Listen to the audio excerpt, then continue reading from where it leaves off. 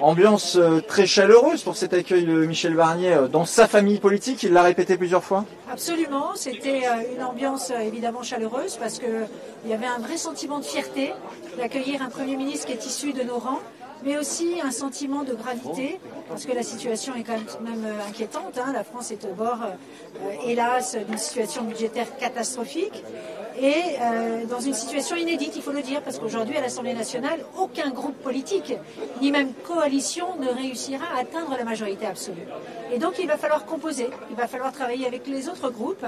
Et c'est vrai qu'à l'heure actuelle, seule la droite, et c'est la raison pour laquelle le président s'est tourné vers la droite, seule la droite accepte de discuter avec les autres groupes pour faire passer des textes. Aujourd'hui, le NFP fait croire qu'il a gagné alors qu'il n'a aucune majorité absolue et le Rassemblement national est isolé à l'Assemblée nationale. Et donc, je vois bien qu'on dit que la droite n'est pas légitime parce qu'il est vrai que nous sommes le 5e groupe à l'Assemblée nationale et que nous avons fait 6,5 aux législatives. Et en même temps, nous sommes les seuls qui aujourd'hui acceptons de faire le job alors que l'heure est grave. Ça y est, vous savez aussi où vous allez, parce qu'il y a quand même quelques semaines, c'était on n'ira pas au gouvernement, notre pacte législatif, à prendre ou à laisser. Et là, vous aussi, il a fallu évoluer, et ça y est, vous savez où vous allez avec ce gouvernement. Écoutez, la droite a pris ses responsabilités et les Français nous en auraient beaucoup voulu de rester les bras croisés alors qu'encore une fois, le NFP avait une majorité de blocage et le Rassemblement national ne pouvait pas de toute façon gouverner.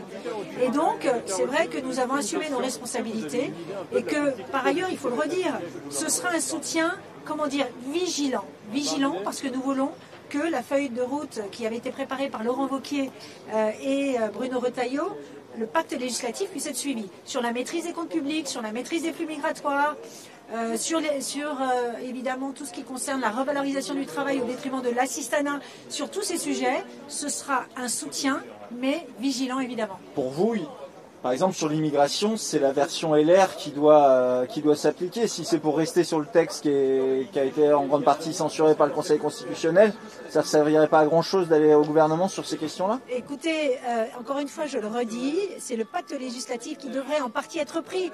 Mais il faut de la souplesse. Aujourd'hui, encore une fois, aucun groupe politique n'a la majorité. Donc, et d'ailleurs, c'est la plus-value de Michel Barnier de discuter, de savoir dialoguer dans le respect des interlocuteurs.